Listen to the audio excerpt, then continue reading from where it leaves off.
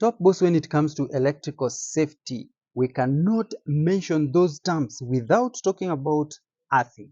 Having been to so many homes in Kenya, I can testify that indeed earthing is not taken with the seriousness that it deserves. From the house electrical installation, you find that the terminations in the house, especially at the consumer unit level, are not taken very serious. Earthing is poorly done. Even for three-phase systems, there is a major problem. Almost every home that I go to, the earth pit is not as organized as it should be. And in many cases, you find that it is not even there. An inspection point. When you go to the meter box, there is also another issue. The issue here, you find that the connection is not intact. Previously in this home, we visited the customer and wanted to find out why there were issues of electrical shocks. We discovered that the earthing was poorly done, and we were able to sink 3 earth rods, as you can see. So today we are creating this manhole or the inspection point so that in future it can be easy for us to inspect and also disconnect the earthing at the point where we want to determine the earth resistance, so that we can guarantee the customer full safety when it comes to electrical. We have done an incredible earthing right here. After ensuring that all the circuits in the home are continuing, they are bonded together, we have ensured that the continuity finds its way all the way to this metallic meter box. Bonding is a process whereby all metallic parts in an electrical system are connected together.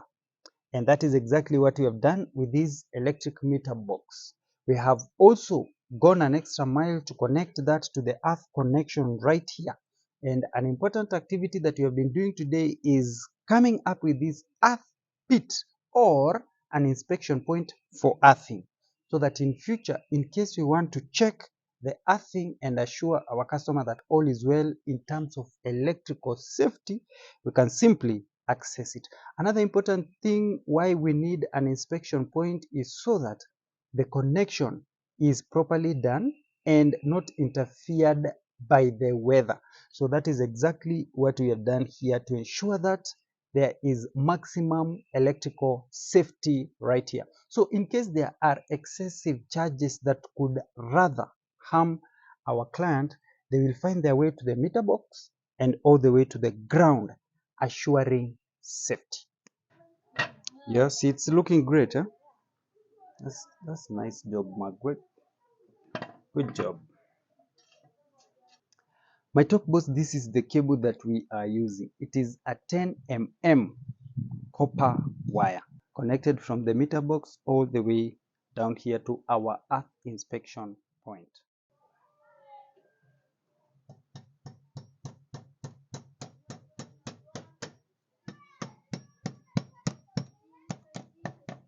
We have given an allowance of close to 1 meter so that in future, in case we need to work on this cable, we can definitely reduce it without any issue, assuming we want to cut some parts that have oxidation or any issue. So that is the reason why I have a lot of allowance right there. And so our earth wire is here. Remember, we have 3 earth rods immersed to the ground right here. We tested the earth connection, and so we are going to connect it here, right? So we will loop these. So from the house and even through these, we're going to connect right there. Assisted by our top boss, Margaret, she's doing an incredible job currently at Top Heights. We had to get rid of the initial earthing installation that was already rusty. But my top boss, for us to understand clearly the concept of earthing, we need to understand the role that the earth itself or the general mass plays when it comes to electrical earthing. The ground itself, is it moist? Is it rocky? How do we get it ready for it to absorb these extra charges from the electrical system in the house all the way to the ground? What is the important thing to consider when it comes to the ground? Indeed, the type of soil matters. At this point, we have a lot of sunshine, meaning the ground is dry. Now, if you compare these parts here where we have a lot of sunshine, and that part there which has a lot of shadow from our tree. There is a difference because once there is water there, or once rains fall on that area, it automatically increases the conductivity of that soil compared to this part here. So come with me, let me show you other areas that we can study and are of importance to us concerning this earth connection. This is cement. If we decide to have it at a place such as this one, it means that we will have to dig a pit and add a lot of materials. These materials are, for instance, salt, sand, and charcoal, if we were doing this earthing here. Again, there is this ground here which is not entirely cement, and if you can follow me also on this area here, we have this ground which has a lot of rocks. We are not sure whether the rocks are covering a bigger chunk deep inside this earth section where we need to have our earth rod. Now, for us, if we want to have it here, then to mean that we will dig this part and create an earth pit where we will have a lot of materials to be added. Because if at all the conductivity of this place will not be good enough for the purpose of earthing, we definitely do that.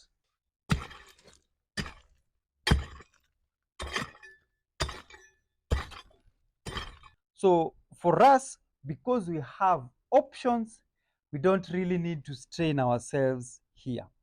Come with me, let me show you another important area where we can have our earth rod instead of struggling with an earth pit.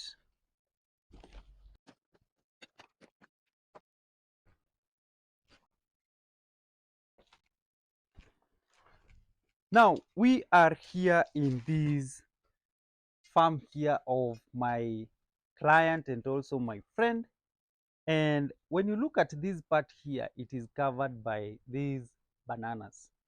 This simply means that most of the times this area is covered by the banana shadows. That implies that even the ground, once it rains or after a very long time, the ground is still wet. So let me take this part here and try to dig, or probably expose or show you the nature of the soil that is here, to confirm that most of the time it is wet, and the wetness in the soil definitely improves conductivity. Also, the type of the soil matters a lot. You can see it is very soft. I'm not even using a lot of effort to get it done. Soil here is very soft, and I can simply use my hands and excavate this part here. We will not be gone too far, and you will start seeing the soil is actually changing. So this also shows that it is also another ideal location or place that we can have our earth rod. But since it is in the middle of the farm, you definitely cannot have your earth rod here because of the activities that may be happening here. There is a time that they will be farming, and the farm tools might actually puncture the earthing connection or the earth wire that is conducting these charges to the earth rod, or probably can be cut, meaning that that home is not safe from electrical charges. That is why we cannot have it at a place such as this one. So that was just to demonstrate to you and show you that ideal places for earthing are places where you don't need to improve the conductivity of earth conduction of electricity. Now smash the like button if you have found value in this episode. See you in the next video. My name is John. Goodbye.